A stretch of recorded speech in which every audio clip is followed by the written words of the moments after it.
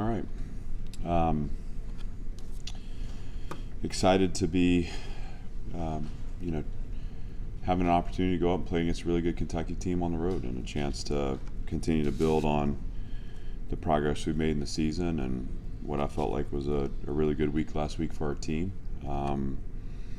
That started with the process we took and the mentality we took towards the bye week and the work that we put in and invested in our plan.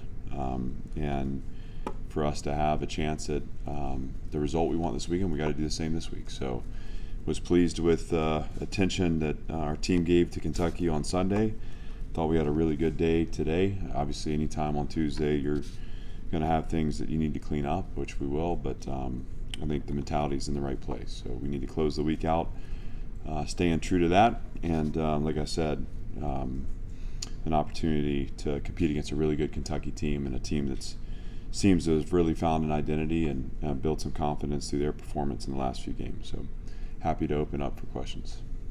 Clark, in the past, you talked about insulating yourself from things externally. I assume that was pretty hard this weekend. How much of a grasp do you have on how much attention your program has gotten?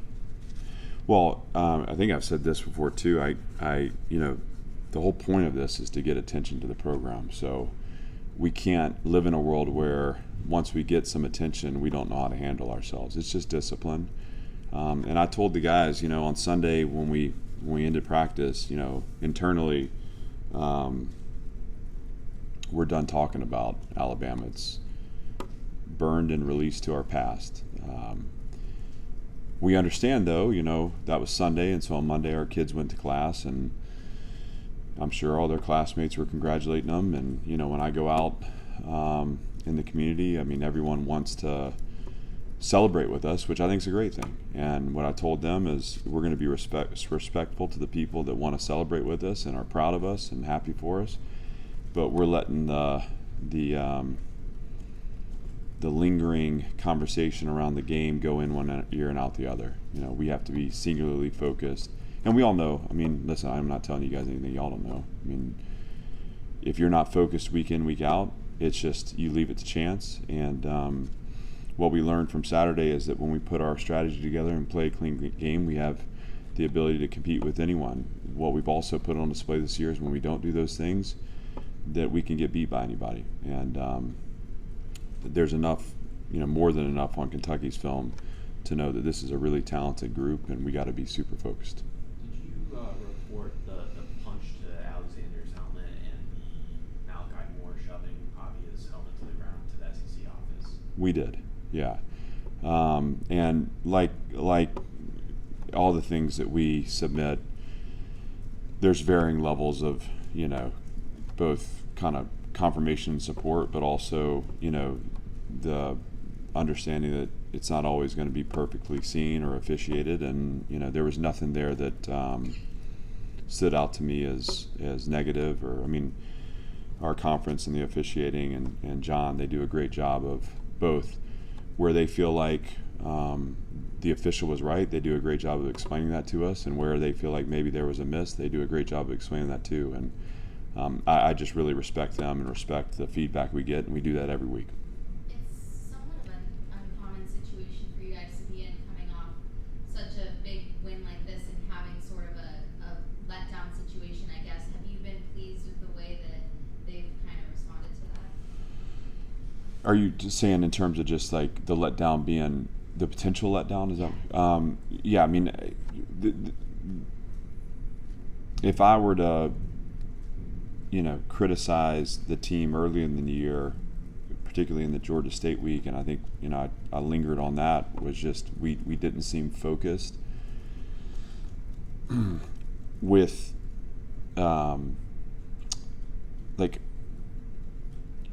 as a coach and as a player. I think it's really important that you see the season is not like a bunch of like one-off exposures, but like truly a journey. And the totality of that journey is, or I guess the success of that journey is really your ability to evolve as the year goes. So we learned a lesson, and that's, again, not to take anything away from what Georgia State did, but we learned a lesson as a team that week, which is if we're not intentional and purposeful and detailed in our process, we won't be intentional, purposeful, and detailed in our performance. And everything that I put in front of this team, they've attacked and challenged and are taken the challenge and grown from. So sure, anytime you have either a emotional win or an emotional loss, you have the opportunity to drag that forward and to have it kind of stain the next week. And I think that can happen in either way. But the last 2 weeks, where coming off the Missouri game, which was really challenging to us, I saw a team that stepped right back in and really was intentional about their work. And certainly after Saturday, which was on the opposite end of that spectrum, I have a team that's stepped right back into the work. So we have to carry that through the week, and then we have to show up and be focused and detailed in performance. It's all challenging, and it's hard. It's what makes this really hard. But I'm not worried about where the team's mind is right now. They want more, and they're going to go after more. And they know that this climb only gets more challenging because we're not going to sneak up on anybody anymore. And that's part of having a good performance, is you kind of show what you're capable of. So now it's out there, and we have to continue to level up because we're playing against really good teams, the first of which is Kentucky. Clark, to follow up on that, this is a different league. There's no divisions, and with the 2 new members, things were expected to be different. But nobody had you guys doing what you've done so far this season. You're 7 points away from the top, possibly being undefeated at this point. I think at that point I could have said the best program. I'm just short of that at 3-2, which is where we need to be, I guess. So, how is that the message? Build on this and don't let it just be a one-off for you all? We've talked about the idea that, and this was on Sunday again. So our process is we play the game, and no matter the result, we show up on Sunday, we unpack it, we talk about the lessons we pull from it, and then we turn the page. If it's a bad result, we obviously shift into the next mode. If it's a good result, we have players of the game and we kind of celebrate it, and then we shift into the next opponent. In the case of this past weekend, we took the time to celebrate some of the things that went well for us in the game, and then my message to them at the end is let's not lose this as a meaningful signpost or a marker as to where this program has come. Let's not diminish what it tells us about what we're capable of, but let's also be really clear that the meaning of this game, with as it relates to not the historical significance, but the significance to our season, we will only know at the end of the year when we look back. And what we need to focus on right now is how we leverage it and amplify it and allow it to build momentum for us. And that only happens if we shift focus right back into our process and commit further and go deeper and fight for more. And so that's kind of that's pretty much exactly the message, and they've responded really well to that. We don't live in a world of narratives, so it's about the control we have to perform the way that we want to perform and what we know to be true about what it takes to get there, and that's where we put our attention. What if Diego Pavia sort of meant this program so far, and how proud of him were you on Saturday night?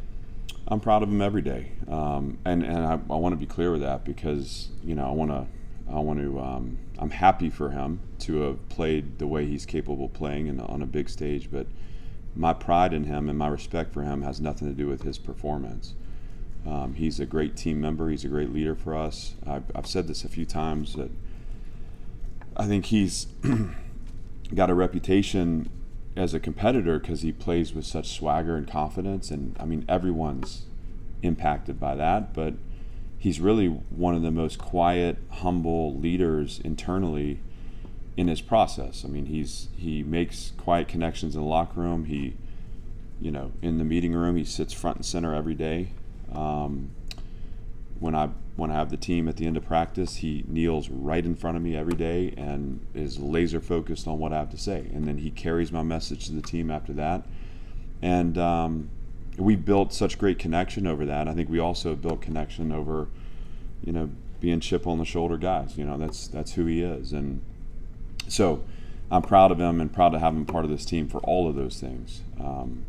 I'm happy for him to be performing at a level that he's getting a lot of attention, and he should be.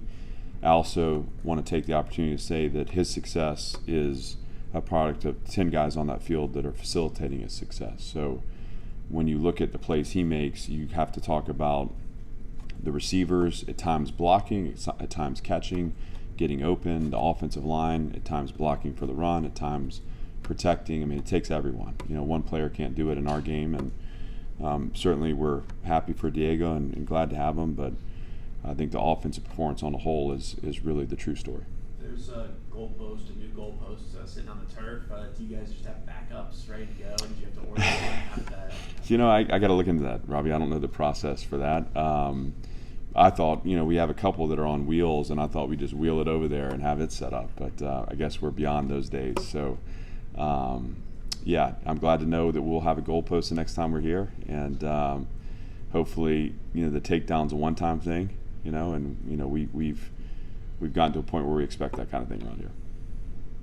What happened between in the off week? What adjustments did you guys make that you took going forward that you felt had value against Alabama, particularly with what happened on the offensive line as well as those guys played? Yeah, we have I said a lot, spoke to this on Saturday night, but Coach Klonakis is the best O-line coach that I've ever been around. He's a great teacher, a great unit builder, and he sees the big picture. And so shifting those pieces around were about seeing maybe some places where we needed to strengthen, and maybe the skills of players being more aligned towards certain responsibilities within the O-line. I think that's the best an offensive line has played since I've been here. So I would say that those instincts were correct and paid dividends for us. And, we'll carry those forward. Obviously, when you look at the way we played in terms of our penalties being cleaned up, that was huge. And that was obviously a focus. And not that we haven't, we've never set out to not play a clean game, but coming out of Missouri, it was something we needed to be really intentional about. I was proud of the way our team responded to that. I don't know. I think there's always a couple of design wrinkles in all three phases that you get a chance as you reset in the bye to practice, and some of those we showed on Saturday, some of those we didn't. So we'll pull some of that forward too. But I'm proud of the way the O-line played, and it's a credit to them, but also to their coach. Is there a medical redshirt for Zaylen Wood in play, or do you think he can come back this season? No, he can come back. It's obviously anytime you have someone that has only played in a certain number of games, anything's in play. But as of right now, we're looking to get him back in practice, and once we get him back in practice, we can talk about him playing in the game. He's listed as questionable. He was not able to practice today, but I do think he is starting to get better. So hopefully we can get him back in time to have him have a great impact on our season. There's so much left for us. And if we can't, then we kind of look into all the avenues to help him and help us, to be honest with you.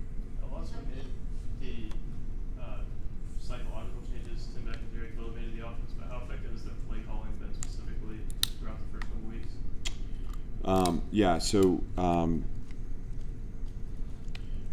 Tim Beck calls the plays, and I've been so impressed with his in-game feel and instinct, and I don't know, to hear him on the headset, he has a plan. Obviously, we do a lot formationally, we do a lot in terms of personnel grouping, so it's a lot of moving parts, but it's interesting that it never feels rushed. It never feels like he's chasing the play down. Like he's always one snap ahead, and his ability to call it with confidence allows our kids to play with confidence. So I think both the play design and the play calling have both been exceptional, and I'm really grateful for Tim and all that he brings to this program. And obviously Jerry is his right-hand man, and he's there and has been a great support. And I think Jerry's been a great lift to all aspects of our program too. So both those guys. But Tim as a play caller has been exceptional. Kentucky is coming off their bye week this week, and given how difficult your offense can be for some teams to prepare for, do you think that Kentucky having had that extra week to prepare will make a difference for them? I do. I think anytime you have extra time to prepare, you have the chance to create a little deeper understanding of how a team's attacking you, and then create answers and adjustments, and some of those can be unique and new. So I expect them to be very prepared. Obviously, Coach Stoops, I've said this, I think every year we played them, I've got such a respect for him and what he does and the consistency that his program plays with. And so they'll be ready. They're well coached. They've got a really good defense. They've got a really good offense that has explosive playmaking ability, and seems like their quarterback is really starting to get comfort in the system. And they stress you out in all three phases. So the week will help them. We need to catch up to them. That's been my message to the team is, because they've had an extra week, we got to work with urgency this week to make up the ground. And we'll take every minute up until the nighttime kickoff to do that. Coach, it seemed like there was more jawing and talking, whether it was from Alabama or your side on Saturday. What's your philosophy on the line between competition and undisciplined play? Well, if you've ever played pickup basketball with me, you'd know that I like to talk some trash too sometimes. So, no, I think what I tell the guys, and I didn't notice it, to be honest with you, Billy. I didn't notice it as anything extra than it normally is. But what I tell our players is that I never want them to offload their energy or give their energy to the opponent. And I understand a part of the competitive moment, there is this kind of, you are engaged, and there is a back and forth. And we talk about optimal zones here, so mental performance, like that, being on edge and getting right up to the edge, but never going over. Because the minute you start to, again, offload power to the opponent, they get to dictate the energy on the field. And that's the point at which you let things bubble over and you become reactionary. So I don't mind guys, I want them always to respect the game, and I never want it to be something that creates an embarrassment for them or for us, but I'm totally okay with them being engaged in the competitive moment and all that means. But in terms of what our competitive mindset is, it's always staying within control of yourself, because we have to give our power and energy to our teammates. That's the most important thing to me. We cannot offload that. And once you hand it over to the other team, again, they get to dictate the terms to you, which is, anti-competitive. Is there a name for your offensive scheme? No. I challenge you to come up with one. Not that I know of, at least. Commodore option? There we go. All right. Let's keep working on it, but I wasn't sure. Yeah. I think that's an incomplete. Yeah. No, we have to have a few of those before we make the connection. But yeah, no, it's different though, right? I mean, it's unique in and of itself. And I'm not sure that I certainly don't think Tim Beck sits in there and calls it anything. So we're gonna have to come up with that for him. Anything else? Yeah, Coach, on that note, can you talk a little bit about Eli Stowers' versatility? You seem to line him up different spots around on the field, and he kept finding ways to make new impacts. Yeah, what a great season he's having, and a great addition to. And if you've ever spent time with Eli, such a humble, hardworking competitor, and he's a guy that went to New Mexico State as a quarterback. Really was in the quarterback room with them, and I think so often, making positional transitions is really challenging. And sometimes it's our ego that doesn't let it happen the way it needs to happen. But Eli jumped all the way into it and attacked it. And, this is his first full season solely being in the tight end room. And one of the things that's been most impressive to me about his play is we celebrate the playmaking on the perimeter and the shovel pass and all those things, but he's really been very good at the point of attack. I mean, he's been a really good blocker for us. And that goes back to the mentality of the offense. You know, those guys, I mean, I'm proud of the way our receivers have blocked down the field. You know, when you talk about explosive run plays and open up space, they're such an important part of that. So Eli, I think, is really working to round out his game and to be a total player there as a tight end. But I can't say enough about his playmaking ability and how Tim uses him in different positions to unlock that. And he's got such a diverse skill set. So, you know, we're glad we have him and expect more from him as we move forward. What concerns you most about their defense, and how do you block the outlaw? Yeah, well, that's the question. I mean, that's the challenge. And, you know, we're going to have to find opportunities to try to neutralize him. I mean, he's hard to work around.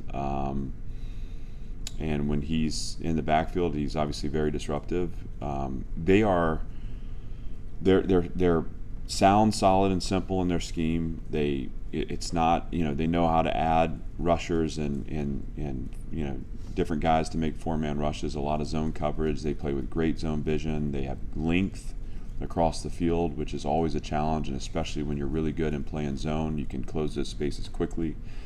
But you know, their success on first and second down is what leads to their success on third down, and their third down performance is what makes them elite. And so the challenge we have is, how are we going to create favorable third downs? And we do that with staying on schedule and like really first down efficiency. So that's the challenge, and obviously, you know, their front kind of sets the tone for them. So we have our work cut out for us, but I also believe in our process and believe in our group, and you know, we'll do the best we can in putting the plan together that allows us to do that. You talked about the attention earlier that the program's got. What about for you? What's this past 72 hours been like for you? You know, I don't think people believe me when I say I'm insulated. Like I get the feeling that not everyone actually knows how like tuned out I am. So I don't, you know, people are funny. You know, people are funny, and my wife showed me some things, like some images and stuff like that, on social media on Saturday, and I watched. You know, she showed me a video of the students taking the goalpost down. I mean, it's all that's great. And it's been fun to interact. You know, part of my responsibility is to you know, people take interest when you play well. So I'm not gonna hole up in my office, you know, after we put on a performance that's inspired people and it's gotten people excited. Again, my discipline is about, you know, being able to interact in that way. You know, we'll finish this and I'm going to shift right into my third down mode, and I'm going to do that the best I've done it all year. That's my commitment to my group, you know. And I think being the defensive coordinator is also really helpful. I mean, there's just so much to do. I can't waste any moments. But the best part of it all is, I mean, there have been games. I mean, shoot. Sometimes, you know, I feel like my wife's the only person that loves me, you know. It's like there's been some really long bus rides and flights where it's like, you know, I know she's there for me, you know. But people wait for these moments to share their affection and support, and I understand that too. And to be able to celebrate it with not only people that are in our Vanderbilt and Nashville community, because that's been neat. And again, I go back to, like, I think there's just an army of people that are so wanting to see us break through and so wanting this to become something that's significant. And they see all the emotion and investment and sacrifice that we're making here to push it. And they know the passion, they know the love that I have for it. And so, you know, that community is really special for me to interact with. The other thing that's cool is, you know, you get to these moments or these points in your career or your life because so many people have set a course for you. And inevitably, I mean, I don't know, I've worked, I think, like at 8 or 9 places, and met and interacted with and been supported by a lot of different people. And these are opportunities for them to create connection too. And that's really cool also, because it's reattaching to some of the people that made such a difference and helped me along, you know, before I even knew I had anything in me. You know, they showed me how to, you know, draw a play, right? And to make those connections after games like that are really special. And that's really the extent of my 72 hours has been, you know, focused on Kentucky and you know, responding to people that have reached out that I appreciate and love so much. And I know that I'm a true coach because when I woke up on Sunday morning, you know, I started to respond to some of the text messages I'd received. And about halfway through that exercise, like, I was starting to get anxious. So, you know, we only allow ourselves so much joy, you know, it's a sickness, but that anxiousness is knowing that, you know, we have so much ahead of us that we have to get done, and we have such an important opportunity this weekend, and we can't let a minute slip in our process and in our preparation for us to go out and be proud of the way we play. What was that text number for you? Dude, I'm one of those guys like that I got like 800 texts that like sit on my phone, you know, and I'm sorry to admit that, and almost embarrassed to admit it, and most of those are, you know, like every time someone likes something, you know, it pops up red. Hopefully everyone understands what I'm trying to describe here. So the other thing I did too in the springtime is I changed my number for the first time in my life.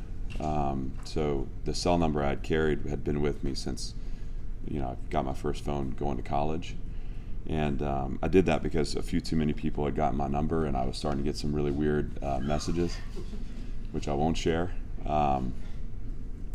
And so that probably like, you know, limited the total number, but it was a lot. I mean, you know, that's a beautiful thing. It's again, I don't take any of it for granted. And sure, I'm like back in the process, and I'm anxious about Saturday, and I'm letting the nerves kind of, you know, drive me forward and help me channel the team in the direction it needs to go. But shoot, we've done this so many weeks where we've come up just short in a performance like that, and I'm not gonna not acknowledge the fact that any time that you can come off a win and prepare with intentionality and focus, I mean, it feels good. So, you know, we want to keep doing that. Thanks, everybody. Thank you. ChatGPT wants to call your offense the Commodore Cyclone. All right, you know what? Now I think we're getting close. At least it's literally.